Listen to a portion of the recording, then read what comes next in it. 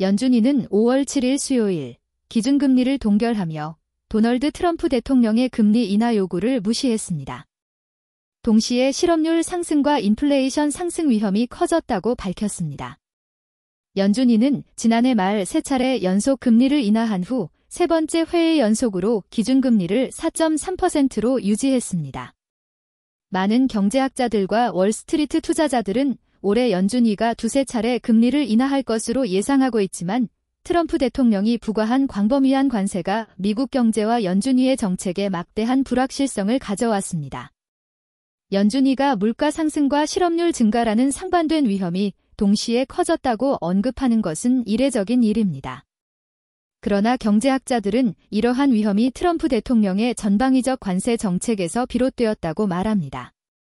수입 부품과 완제품 가격을 높여 인플레이션을 유발할 수 있고 기업들의 비용 부담 증가로 인한 고용 축소로 실업률도 높아질 수 있기 때문입니다. 이로 인해 연준이는 어려운 입장에 처했습니다. 연준이의 목표는 물가 안정과 최대 고용 유지입니다. 일반적으로 인플레이션이 상승하면 연준이는 금리를 인상하여 차입과 지출을 억제하며 물가를 안정시키고 실업률이 오르면 금리를 인하하여 지출과 성장을 촉진합니다. 정책 성명 발표 이후 기자회견에서 제롬 파월 연준이 의장은 연준이가 관세의 최종 영향을 지켜볼 수 있는 위치에 있다고 여러 차례 밝혔습니다. 현재로서는 관세의 영향에 대해 판단하기 이르다고 덧붙였습니다. 관세의 규모, 범위, 시기, 지속성에 대해 너무 많은 불확실성이 존재합니다. 트럼프 대통령은 4월에 약 60개 교역 대상국에 대해 대대적인 관세를 발표했으며 대부분을 90일간 유예했지만 중국에 대해서는 예외였습니다. 미국 정부는 중국산 제품에 대해 145%의 관세를 부과했습니다. 연준이의 신중한 태도는 트럼프 행정부와의 갈등을 심화시킬 수 있습니다. 트럼프 대통령은 일요일 텔레비전 인터뷰에서 다시 한번 연준이의 금리 인하를 촉구하며 파월 의장을 관고한 인물이라고 비난했습니다. 현재 인플레이션이 연준이의 목표치인 2%에 크게 벗어나지 않은 상황에서 트럼프 대통령과 재무장관 스콧 베센트는 연준이가 금리를 인하할 여지가 있다고 주장합니다. 연준이는 2022년과 2023년의 인플레이션을 억제하기 위해 금리를 인상해왔습니다. 파월 의장은 기자회견에서 트럼프 대통령의 금리 인하 요구가 연준이에 영향을 미치느냐는 질문에 대해 이렇게 답했습니다. 전혀 영향을 주지 않습니다. 우리는 항상 경제 지표, 전망, 위험의 균형만을 고려할 뿐입니다.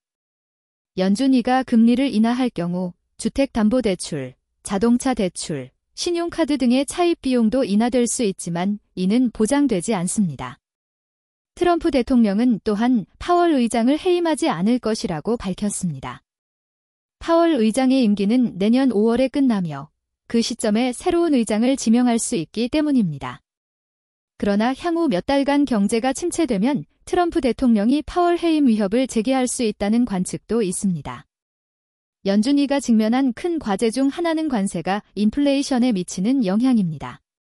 거의 모든 경제학자들과 연준이 관계자들은 수입세가 물가를 올릴 것으로 보고 있지만 그 영향이 얼마나 크고 얼마나 지속될지는 명확하지 않습니다. 관세는 보통 한 번의 가격 상승을 야기하지만 지속적인 인플레이션으로 이어지지는 않습니다. 그러나 트럼프 대통령이 의약품, 반도체, 구리 등의 추가 관세를 부과한다면 또는 미국인들이 인플레이션 악화를 우려하게 된다면 물가는 더욱 지속적으로 상승할 수 있습니다. 인플레이션 기대 심리 네이셔나이드의 수석 이코노미스트 캐시 보스찬 측은 이로 인해 연준이가 9월까지는 금리 인하를 보류할 수 있다고 말했습니다. 그들이 지금 금리를 인하하기 어려운 이유는 인플레이션 영향을 판단해야 하기 때문입니다. 이것이 어느 정도 지속적일지 인플레이션 기대 심리를 자극할지를 고민해야 합니다. 경제학자들과 연준이는 인플레이션 기대 심리에 주목하고 있습니다. 이는 소비자들이 인플레이션 악화를 얼마나 우려하는지를 나타내는 지표입니다. 인플레이션 기대가 높아지면 소비자들이 임금 인상 요구 등 가격 상승을 유도하는 행동을 취하면서 실제로 인플레이션을 가속화할 수 있습니다. 현재 미국 경제는 대체로 견조한 상태이며 인플레이션도 2022년의 정점에서 크게 완화되었습니다.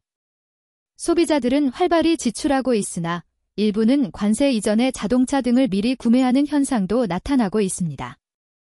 기업들도 안정적으로 고용을 늘리고 있으며 실업률은 낮은 상태입니다. 그러나 앞으로 몇 달간 인플레이션이 다시 심화될 조짐이 있습니다. 제조업 및 서비스업 기업들을 대상으로 한 조사에서 공급업체로부터의 가격 상승이 보고되고 있습니다.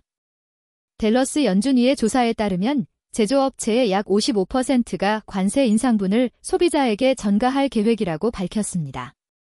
결론적으로 앞으로 6개월 동안 인플레이션은 상당히 상승할 것입니다. 라고 아폴로 그룹 수석 이코노미스트 토르스텐 슬록은 말합니다.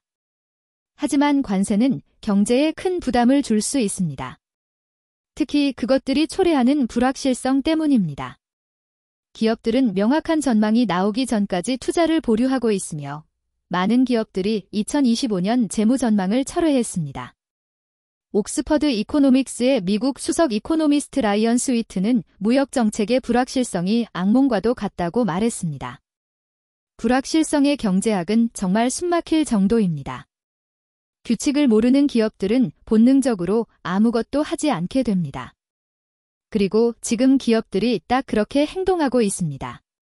그러나 이러한 불확실성이 고용 지연, 경기 둔화, 실업률 상승으로 이어진다면 연준위는 빠르게 금리 인하로 전환할 수 있습니다. 경제가 급격히 둔화되면 그 자체로 인플레이션이 식을 수 있다고 경제학자들은 말합니다.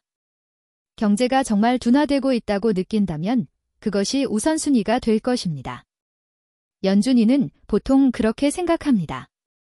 경기가 둔화되면 인플레이션도 어느 정도 따라 떨어지게 되니까요. 라고 전 세인트루이스 연준위 총재이자 퍼듀대학교 경영대학 학장 짐 블러드는 예상합니다. 3월 연준위는 올해 2차례 금리 인하 가능성을 시사했습니다. 그러나 4월 초 트럼프 행정부가 예상을 뛰어넘는 광범위한 관세를 발표했고 파월 의장은 지난달 이 관세가 연준위의 예상보다 크고 광범위했다고 밝혔습니다. 이 내용이 도움이 되셨다면 구독과 좋아요 부탁드려요.